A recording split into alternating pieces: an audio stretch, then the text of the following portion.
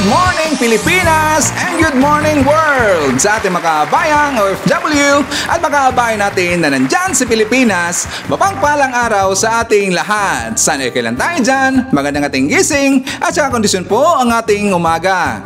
Mga kabayan ko, lagi pa itong i-remind sa inyo araw-araw na sana every morning mag-pray-test ng Panginoon. Magpasalamat tayo na ngayong araw ay gumising ka pa, huminga ka pa at saka napanood mo ang vlog ni Sir Ivan. Okay? Maganda sa mga kabayan para magiging blessed tayo the whole day.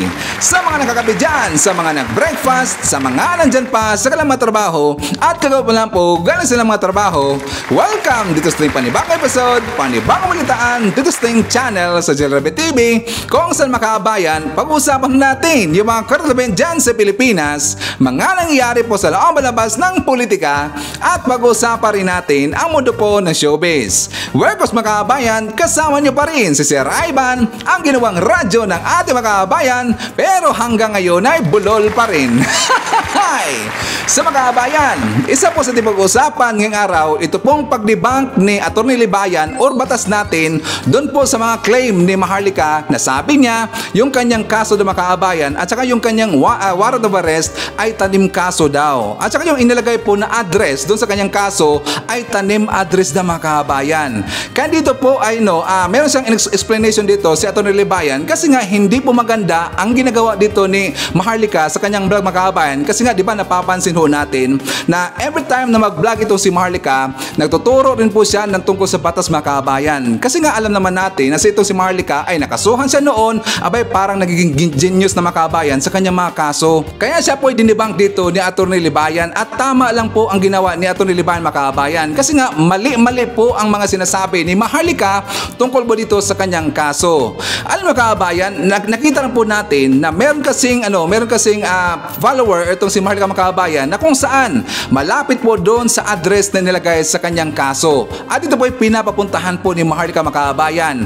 At doon po napag-alaman natin at nalaman natin according po sa video po sa ng kanyang followers ay hindi daw doon nakatira itong si Eden Clear mga kabayan or si Eden Contreras. So mali daw. Kaya nga lagi nagyayabang itong si Maharlika mga kabayan na sabi niya tanim address daw. Pero hindi niya kasi nantindihan ang batas mga kabayan. So mamaya ipapakita natin yan at talagang alam nyo ba napahiya talaga dito si Maharlika kasi alam nyo stress na stress siya kasi nga feeling niya mga kabayan sabi niya parang pinagtulungan na daw siya dito ng kanyang kaibigan po ni Katonyeng kasi nga di ba alam mo natin mga kabayan na meron pong communication itong si Katonyeng at saka si Atty. Libayan kasi nga di ba na featured noon ni Katonyeng si Atty. Libayan but it doesn't mean na magkaibigan sila mga kabayan. Magkaiba ho yun. Magkaiba kasi yung magkakilala kaysa magkaibigan.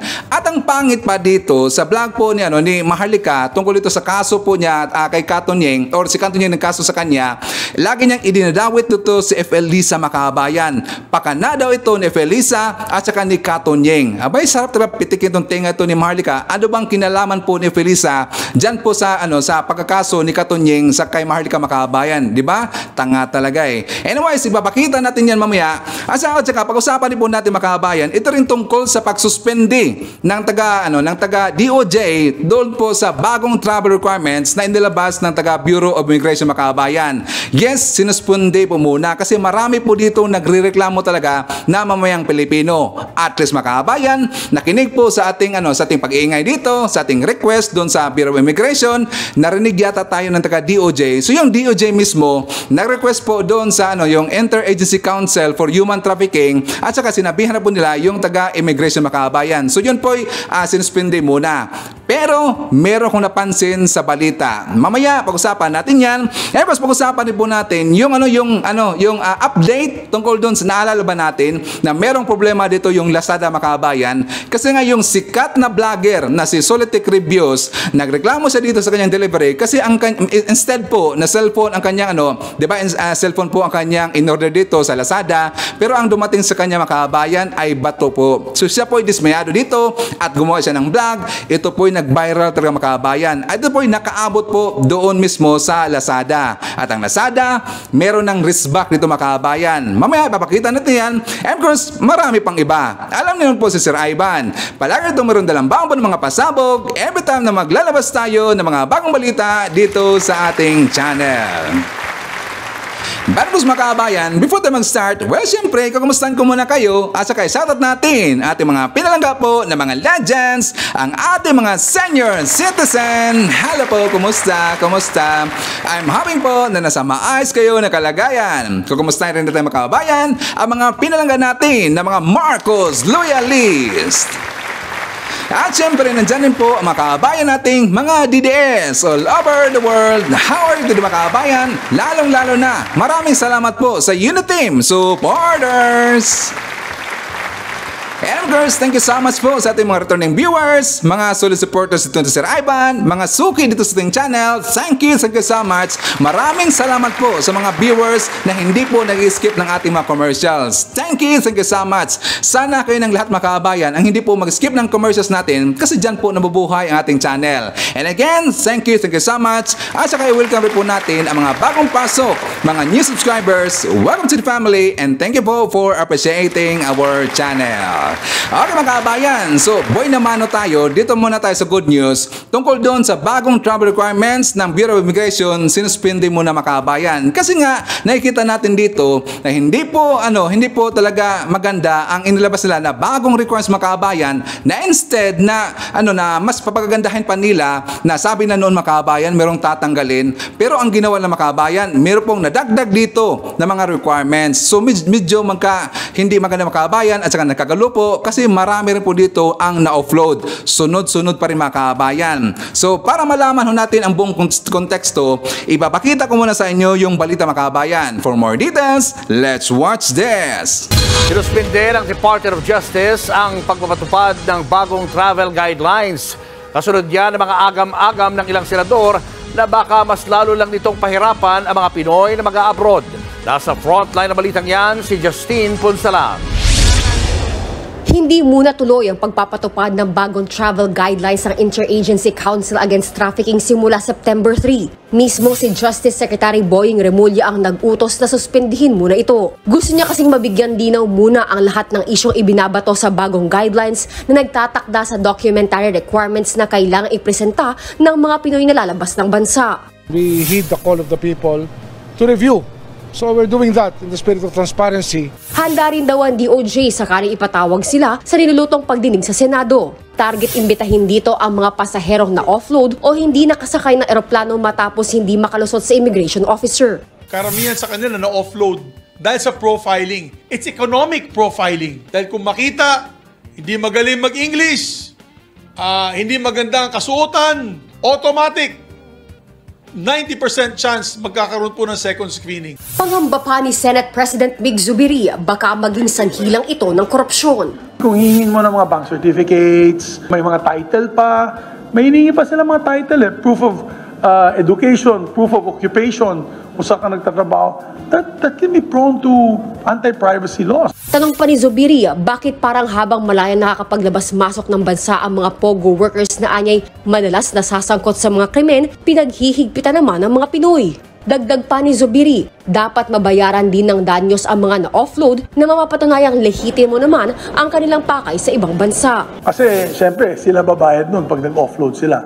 Meron din silang kailangan ibigay na ayuda. Kasi isipin mo, pamilya kayo, 5 kayo, husband and wife, 3 anak. Pupunta kayong Hong Kong, i-offload mo sila. Magkano ng ginastos ng pamilya doon?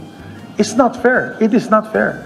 And ganun na lang, ipa-offload mo sila, natalo sila ng 100,000 pesos, sorry na lang, sasabihin mo sa kanila, sorry na lang. Para naman kay Senate Majority Leader Joel Villanueva, hindi solusyon ang revised travel guidelines sa human trafficking. Sa datos kasi ng IACAT noong 2022, sa mahigit 32,000 Pinoy na na-offload, mahigit 400 lamang ang lumabas na biktima ng human trafficking. Ano po bang epekto nito sa pagsugpo talaga sa sinasabi nilang dapat kasing sugpuin ang human trafficking? Ibig sabihin po ba zero na ang magiging biktima ng human trafficking? Hindi po ito margin of error, Ginoong Pangulo. Hindi po. There is something wrong with the process. Pagtapak naman sa karapatang maglayag ng isang Pilipino ang bagong travel guidelines para kay Attorney Mel Santamaria. Basta't sinabing karapatan, ang sasabihin mo lang sa gobyerno, magbibigay ka lang ng notice, aalis ako. Present mo ang visa, present mo ang passport, present mo ang boarding pass, alis ka na. Ang nangyayari dito, humihingi ka ng permiso sa ating gobyerno para maglayag. Sapat na rin daw dapat ang visa bilang patunay na ang isang Pinoy ay may kapasidad na maglayag, lalo't mismo ang embahada na ng pupuntahang bansa ang nag-aproba nito. Kung talaga raw pagsugpo sa human trafficking ang layunin, payo pa ni Atty. Mel. Gamitin nyo ang intelligence fund ninyo. Hindi mo pwedeng remedyohan o ayusin ang trafficking sa pamamagitan ng paglilimita o pagsusupil sa iba pang karapatan ng ordinaryong mamamayan. Gawin yung trabaho nyo. Okay mga kaabayan, so ito po aking napansin.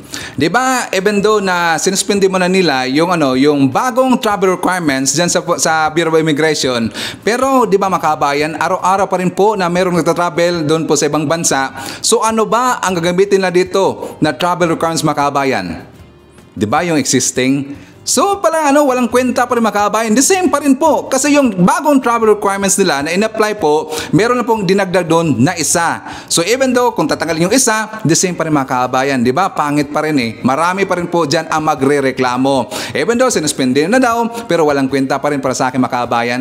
Pero merong maganda dito na nangyari. Kasi nga pag-usapan doon sa Senado na kung saan kapag meron ito na ma-offload mga kaabayan, re-refundan po or bibigyan ng ayuda or bibigyan po ng ticket or panticket mga kabayan. Kasi nga, siyempre, ang mahal po kaya ng ticket. Ma-offload ka lang. So, di ba, kapag ma-offload yung travelers doon sa immigration mga kabayan, ay hindi po sila binibigyan po dito ng refund ticket. Di ba? Mismo pa po yung travelers, ang mabibili dito ng panibagong ticket mga kabayan. So, at least, mapag-usapan ho ito doon sa Senado, na i-apply ho yan kasi talagang kawawa dito yung travelers mga kabayan. Diba? Marami naman po mga travelers na in good faith po na mag-travel doon sa ibang lugar kasi nga para magiging anti-stress dito at for leisurement na marami naman po. Pero alam lang po natin na meron talaga mga tao po na talagang labag sa batas or labag sa batas, yung pasaway talaga na merong ibang pakay na pumunta doon sa ibang lugar, mag-apply pala talaga mga kabayan. Di ba? Yung sinasabi lang na human trafficking.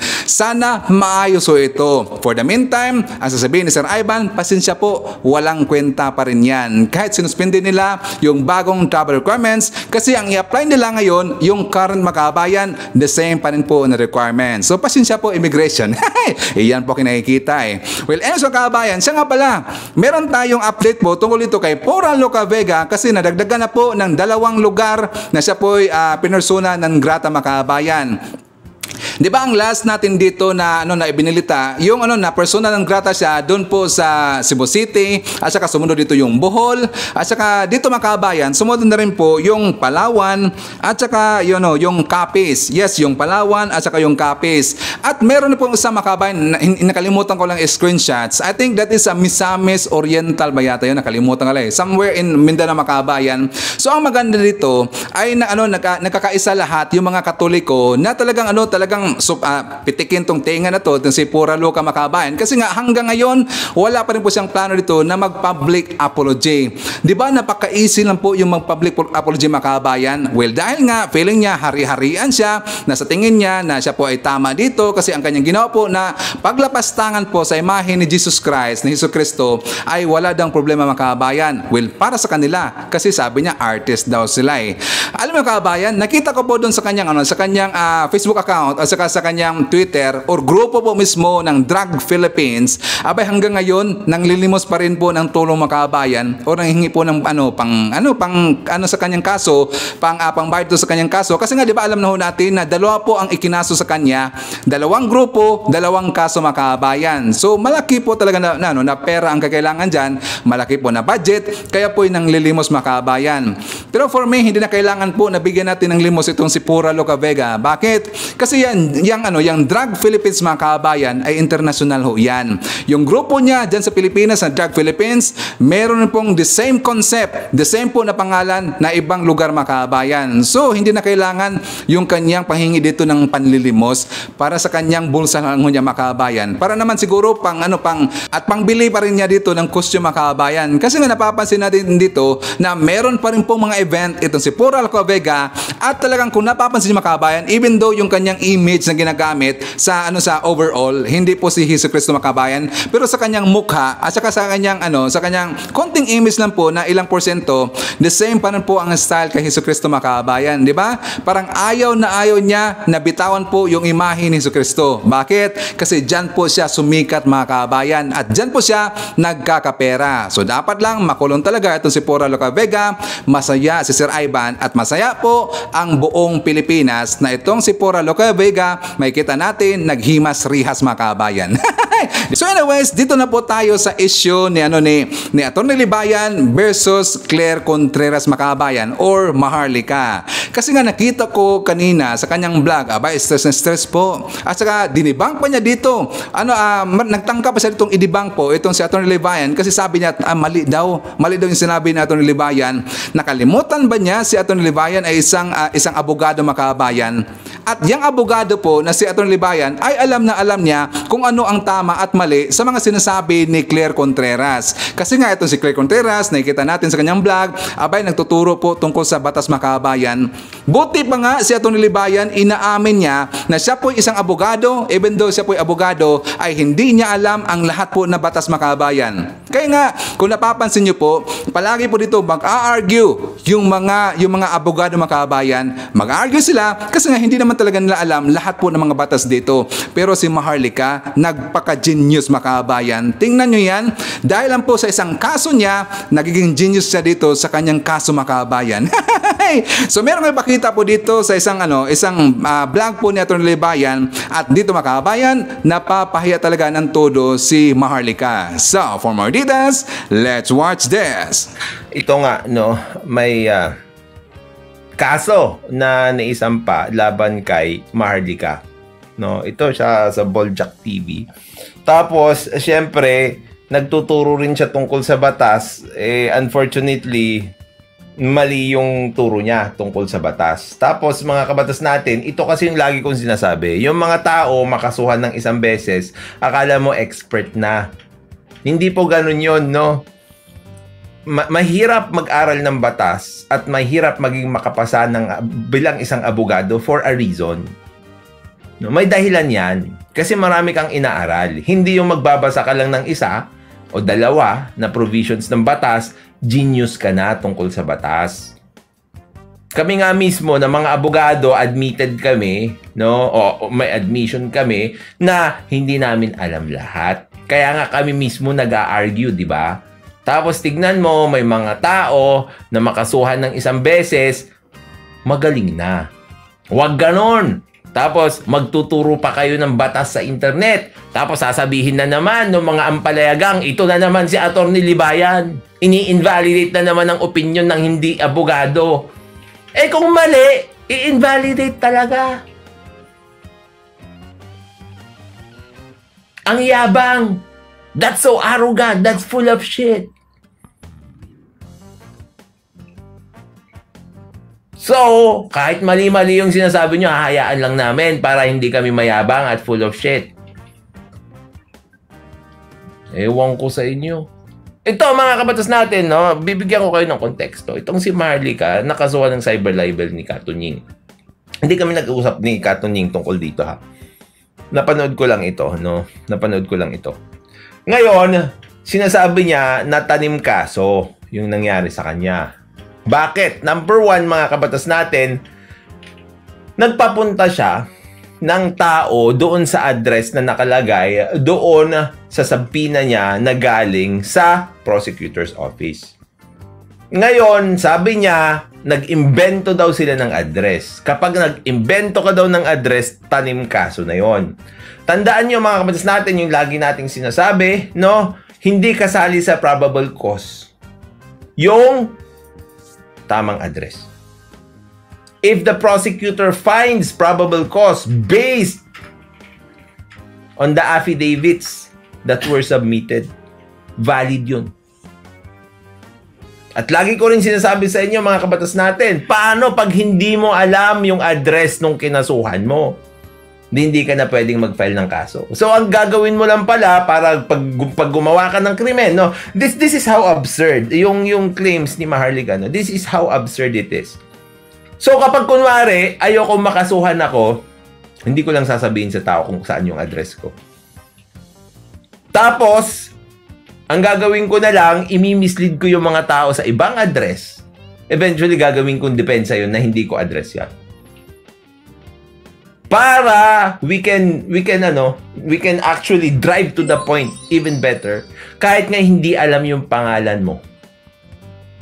Jane Doe o kaya John Doe ang ilalagay doon, pwede ka pa ring makasuhan.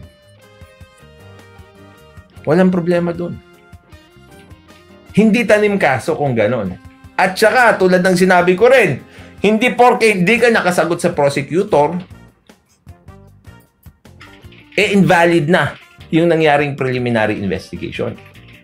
Kasi nga, kapag meron silang sufficient evidence to warrant probable cause, it's still valid.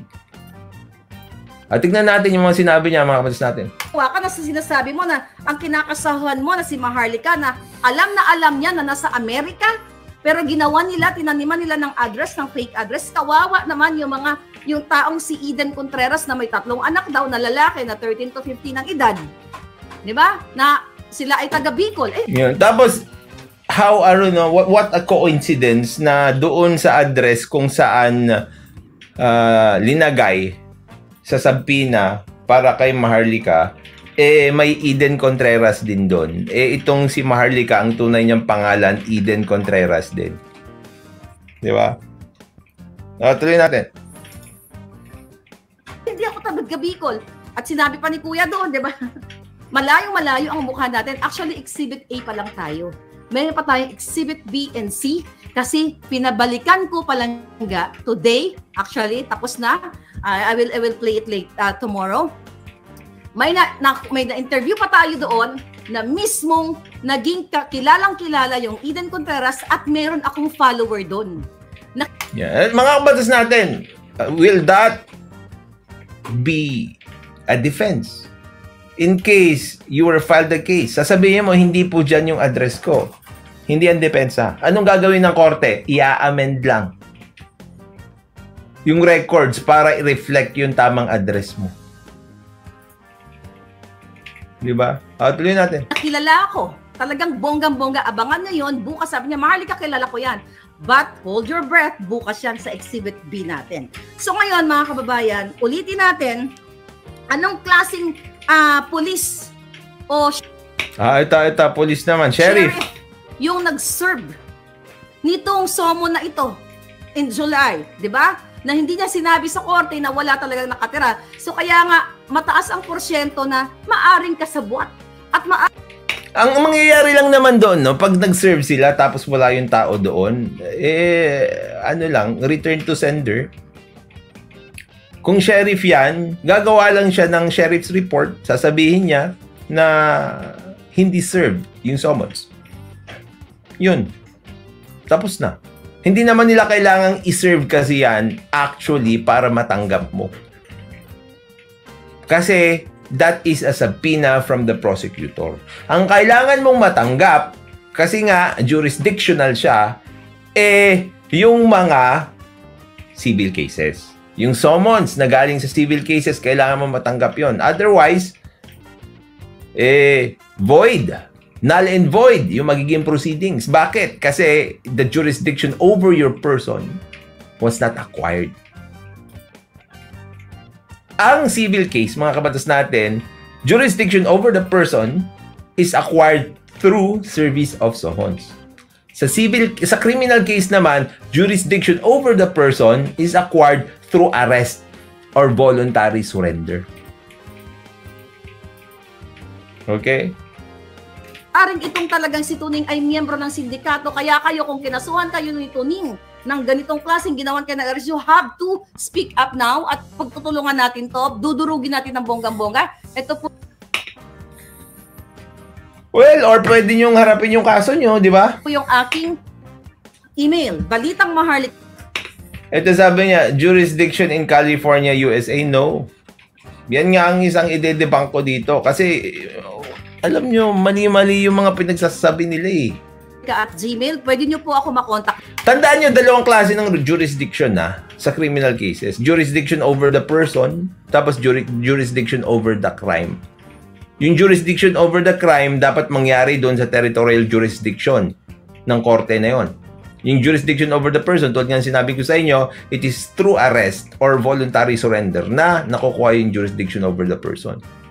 Diyan, kailangan kong tinaniman kayo ng kaso dahil si Tuning ay kasabwat na ng gobyerno ngayon. Sinabi ko naman sa inyo, Di ba itong si Maharlika dati, supporter ni Bongbong Marcos? Ano nangyari? Di ba magkakasama sila dati? Bakit nag-aaway-aaway na sila? Tuloy natin. Itong gobyernong itong si Lisa Smugs ay hindi lang Bakit Lisa Smugs? Ang dami kong hindi alam. Sabi ni Manalo, bias ka attorney kasi friend mo si Tony. Tignan nyo kung bias ako. Di ba? Tignan nyo kung hindi tama yung paliwanag ko. Doon nyo sabihin na bias ako. Kung mali yung paliwanag ko, malamang bias ako. Pero pag tama, hindi ako bias. Ganun lang naman kasimple yun eh. Bakit? Lahat ba ng kaibigan bias? At saka hindi ko, I don't know if he can consider me as his friend or me considering him as my friend. Kasi nga, yun, nagkaroon kami ng interview. Nagkakausap kami minsan.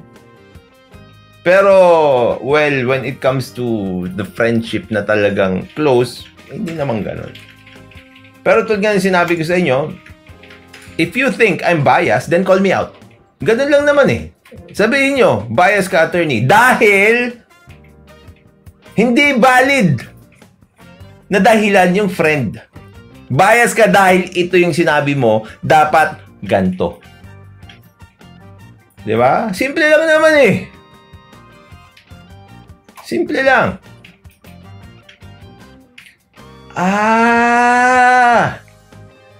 Lisa Smugs daw kasi, siya yung sinisisi sa smuggling sa agriculture. Okay. Sabi ni Andrew, na-interview lang friend na palapag naman ng stages of friends. Smuggler daw si Lisa. Okay. Tuloy natin. Ako, ang ang tinaniman, marami pa silang tinaniman. Mga doctors, parating na. Mga doctors na magrereklamo. Sinabi, ang isang Maharlika na based sa Amerika, tinaniman ng kaso, na sabi ko nga, kahit saan nyo tignan na ang gulo, wala akong ginawang krimen sa Pilipinas. Yan. Ito kasi yung mali na naman dito. And I have to, correct people here. Maraming ganyan na nasa Amerika. May naaalala ako noon na isang tao din na nagsasabi na, nandito ako sa Amerika. Sabi niya. Hindi ako makakasuhan kasi nga yung jurisdiction ng kaso Amerika. Dito nyo ako filean sa Amerika. It doesn't work like that here in the Philippines. Okay? Kasi yung gusto niya sabihin tignan nyo. Tignan na ang gulo, wala akong ginawang krimen sa Pilipinas. Even dito sa Amerika. So, pero gusto ko i-highlight sa inyo na ang libel case ay territorial. Ibig sabihin, dapat ang crime, kasi crime na yan makukulong ka dyan, di ba? Ay, dyan mo ginawa sa Pilipinas. Di ba? Mali! Why? Because libel cases, especially cyber libel, yung ginagawa o yung kinaso kay Maharlika, mga kabatas natin, ang jurisdiction yan kung saan nakatira yung nag-complain. Yung private complainant. Okay? Tandaan nyo yan. Hindi siguro nanonood ng batas natin Pero alam ko, doon sa mga doon sa mga kabatas natin, alam nyo na yan. Basic na sa inyo yan. Kaya lang, alam ko rin na maraming nanonood kay Maharlika, hindi nila alam yan kasi pinapaniwalaan nila na ganyan. No. Ano ang mangyayari dyan? Because jurisdiction is where the private complainant resides, pwede niyang i-file yun kung saan siya nakatira. I-hearing yun kung saan siya nakatira. Ikaw yung dadayo doon. Ngayon, mga kabatas natin, si Maharlika, nandun sa Amerika, pwede bang tumuloy yung kaso niya? Pwedeng tumuloy yung kaso niya. Yung kaso niya, mga kabatas natin, pwedeng umabot hanggang ma-issuean siya ng warrant of arrest. Titigil doon.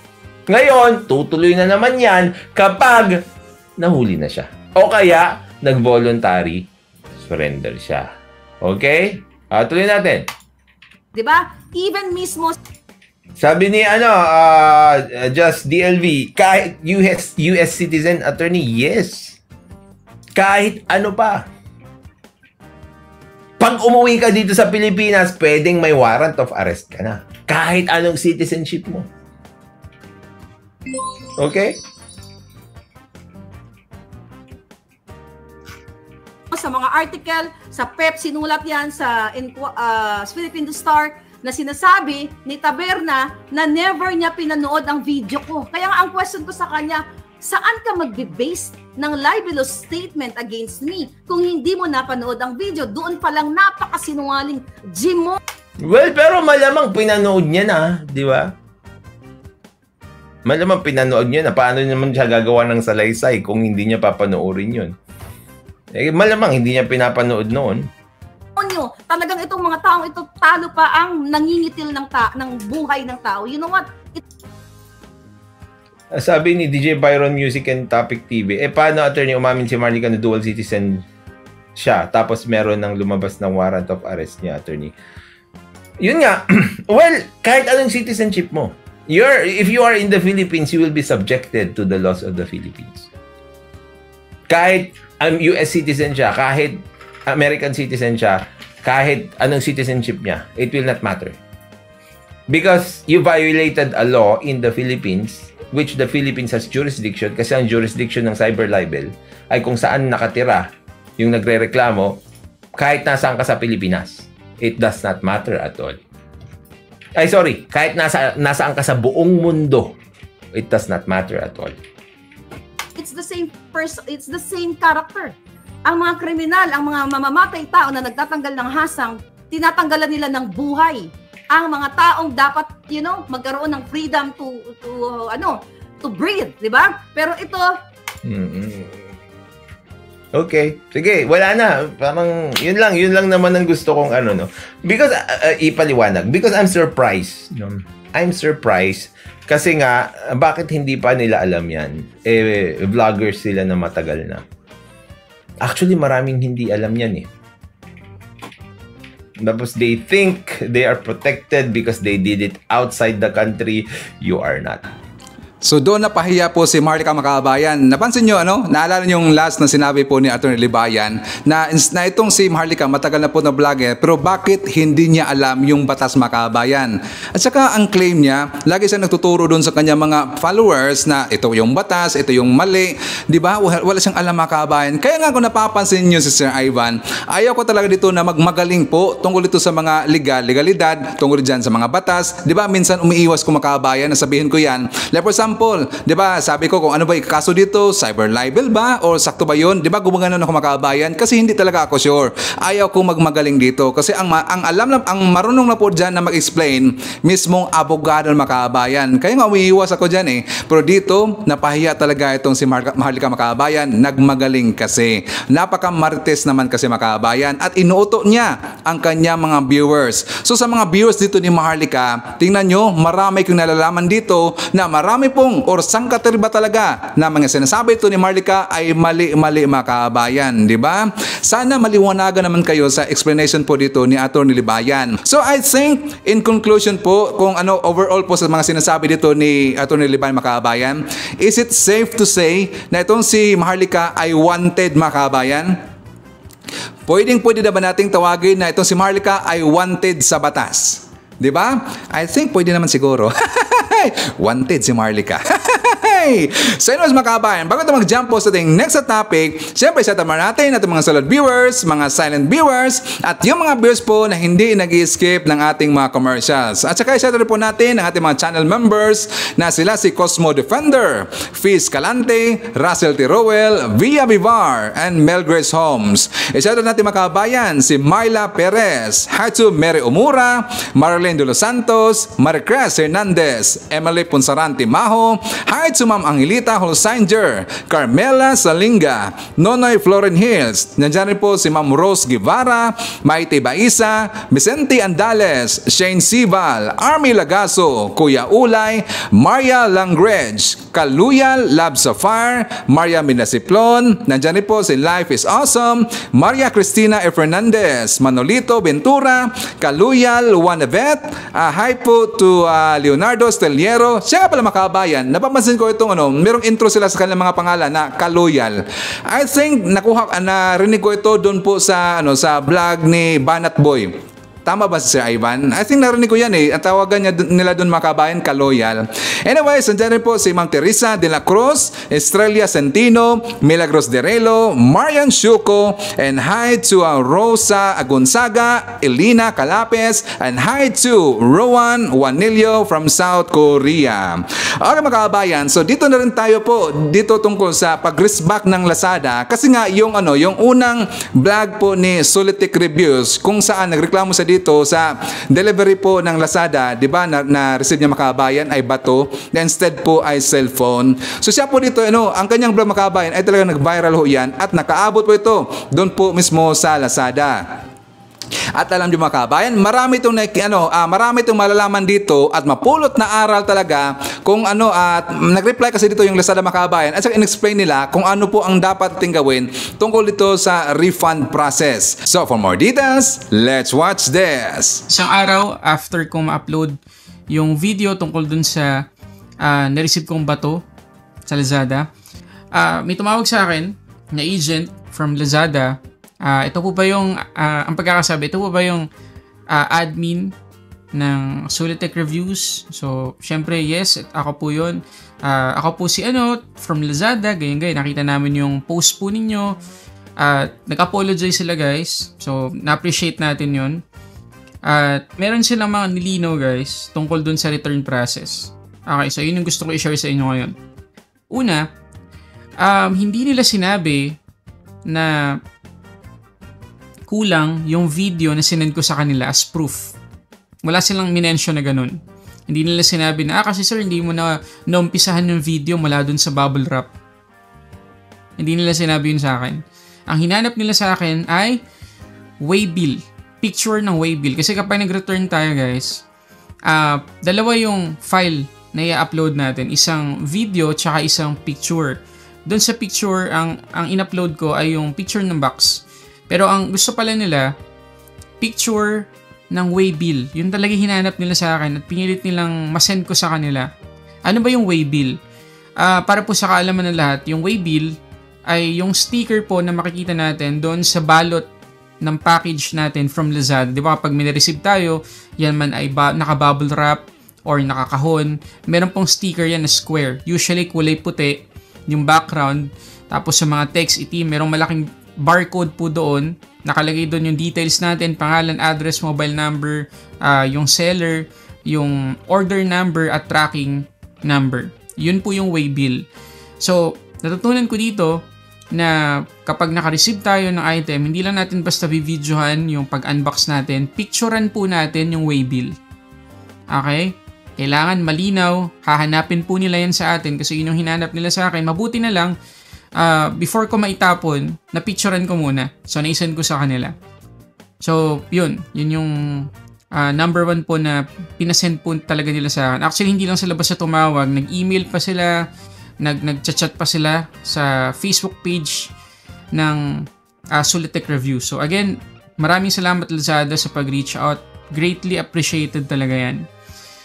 Pero, although nilinaw nila yan, nag-apologize sila, sa totoo lang, happy ako, syempre, mababalik yung pera ko. Anyway, sinabi nila na marirefund at pag tinignan ko ngayon yung app ko, naghihintay na lang ako na mag-reflect sa bank account ko yung pera na ipinambayad ko dun sa phone. So, approve yung refund. So, happy ako, syempre, makabalik yung pera ko, malaki yun. However, hindi ako satisfied dun sa nangyari. Kasi, habang sinasabi nila na i-refund nila yung pera na wala, hindi ko mapigilang maisip kung what if hindi ako nag-post. What if wala akong Facebook page, wala akong YouTube channel, hindi ako nag-video. Ganun din kaya yung gagawin nila na process. Talagang hahabulin ba nila yung tao na hindi successful yung pag-refund? Tatawagan ba nila, email, isa-chat, kukulitin ba nila? Same nang ginawa nila sa akin. Yan yung paulit-ulit na tumatakbo sa isip ko ng mga time na yun. Kaya sabi ko sa kanila, wait lang. Ito bang ginagawa nyo sa akin ay dahil lang sa nape-pressure kayo sa post ko? Ginagawa nyo ba to sa iba? Yes sir, yes sir. Yun na naman sagot nila. Puro yes. So, bahala na kayo dun guys. Pero yun yung sagot ng Lazada sa akin. So, happy ako pero hindi satisfied. Kasi, Lazada, hindi lang po ako ang kausap nyo dito. Lahat po ng milyong-milyong customer at mga tao na gumagamit ng app at services ninyo ay kausap po ninyo dito sa incident na to. Kaya sana hindi nyo lang sa akin ginagawa yung ganong klase ng approach. Tapos, ang sabi ko din sa kanila, may problema talaga yung return process ninyo dun sa app. Kasi kapag tinignan nyo yung video ko, pag pinindot ko yung modify request na button, maglo-loop, hindi na ako makapag-upload ng another proof na pwede kong ipakita para ma-refund or ma-fulfill yung request ko for refund. So, inamin naman nila guys. Sinabi talaga nung kausap ko na, opo, kailangan nga namin i-improve yan. So, yun guys. Kasi, isipin nyo, what if hindi knowledgeable yung isang user tungkol sa return policies? Kapag nakita niya na hindi na siya makakapag-upload ng additional proof, dead end na yun. Yun yung na-feel ko eh. Yun yung na-feel ko ng mga time na yun. Pero kung tutusin, may isip pa natin, mag-i-email ako at tatawag ako sa hotline ng Lazada. Pero what if yung mga hindi nga knowledgeable o wala sa kalagayan na mag-research na iba pang way para makuha nila yung refund nila. So, ayun, kailangan nga daw talaga nila ng improvement sa part na yan. So, that being said, doon tayo sa pangalawang part. Doon sa improvements or suggestions na gusto ko sanang maiparating sa Lazada para kahit papano ma-consider po sana ninyo at ma-improve yung ilang process po, lalo na yung features ninyo sa application. Ito po yung number 1 na gusto ko sana i-suggest sa Lazada. Okay? Picturean yung every step ng package natin. O di ba, usually, magsisend ang seller ng picture kapag nag-place tayo ng order. Yun yung first picture na gusto natin. Number 2, picture ulit ng item kapag dumating dito sa Pilipinas yung in-order natin. Another picture. Tapos, picture ulit pagdating sa sortation area or center. Tapos, picture ulit kapag na-pick up na siya ng Lex. Tapos, picture ulit kapag i-deliver na sa atin. Hindi ko alam kung meron ako nakalimutang step, pero yun yung alam kong step na dinadaanan ng item natin before makarating sa atin. So, yun yung una kong suggestion, Lazada. Bawat lugar na mapupuntahan ng item namin, pakipicturan, at bawat order, update dun sa app, may picture. Para nakikita namin, okay yung item ko. Okay pa rin yung itsura niya. Para at least meron tayong documentation na kapag bago pa man dumating sa atin yung item, alam natin kung buo, may damage by package, whatsoever. Pangalawang suggestion ko guys sa Lazada, kung mapapansin niyo kapag madi-deliver na sa atin yung item, makikita nyo dun sa app yung picture at yung pangalan nung magdi-deliver sa atin ng item. Kaya, i-expect natin kung sino talaga yung di-deliver, di ba? Which is, tama lang yun kasi for security. Hindi basta-basta yung hindi natin basta papatuloyin kung sino man, alam natin kung sino. So, thumbs up naman sa Lazada pagdating doon. Pero ito yung suggestion ko sana, Lazada. Possible ba na picturean din lahat ng hahawak sa item namin? Hindi lang yung picture na magdi-deliver, pati yung mga picture at pangalan nung humawak nung item na in-order namin. So, pagdating dito sa Philippines, syempre, isosort yan, di ba? At i-receive yan. Sino yung nag-receive? Picture. Sino yung nag-sort? Picture. Sino yung nag-pick up sa sortation center? Picture ng tao na yun. Pati pangalan. So, that way, nado-document lahat. So, alam namin na medyo hassle at makakadagdag sa waiting time naming mga customer. Pero kagaya na sinabi ko dun sa first video, okay lang sa amin maghintay at madagdagan yung waiting time namin basta secure na darating yung item namin. Pangatlong suggestion ko sana, when it comes to refund process, dun sa refund page sa Lazada app, sana maging detailed yung instruction. Kasi walang sinabi dun, Lazada, sa refund process na yung waybill pala ang priority na hinahanap ninyo. Siyempre, alam kong kailangan nyo din yung video, pero ilagay nyo sana dun, i-educate nyo yung customer kung anong klaseng video yung kailangan ninyo, kung anong part nung box o nung balot yung kailangan namin picturean. In this case, yung waybill, yung hinahanap ninyo. So sana malinaw yun. Kahit na may error yung pag-upload namin ng proof namin, sana naka-indicate. Bakit nag-error? Bakit hindi na-upload? Anong problema? Paki-indicate, paki-detail the instructions. And isa pa, dun pa rin sa refund process, baka pwedeng lagyan ninyo ng option na matranslate sa Tagalog yung buong instructions ninyo. Kasi gusto nating ma-make sure na kahit sino pa yung pumunta dun sa refund process ay hindi may intimidate. Maiintindihan lahat ng instruction. Kahit pa bata-bata, kayang-kayang intindihin yung refund process. So ayan guys, yung mga gustong isuggest sana sa Lazada. Again, sana makarating sa kanila, hindi ko alam. Pero kung makarating man, Lazada, baka naman pwede nyo i-consider. Okay, so dun tayo sa pangatlong part ng video na to. Lessons na natutuhan natin mula dito sa incident mula pa kahapon. Unang natutunan ko dito guys, at siguro mag-a-agree din kayo, hindi dahil Lazmall o flagship store yung bibilan natin sa Lazada ay magtitiwala na tayo.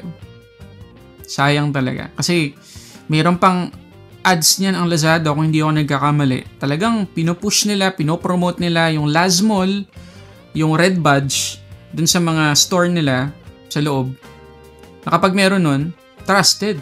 Nag-o-offer pa nga sila ng, tama ba? Doble na na amount kung sakaling mali matanggap natin from Lazmall.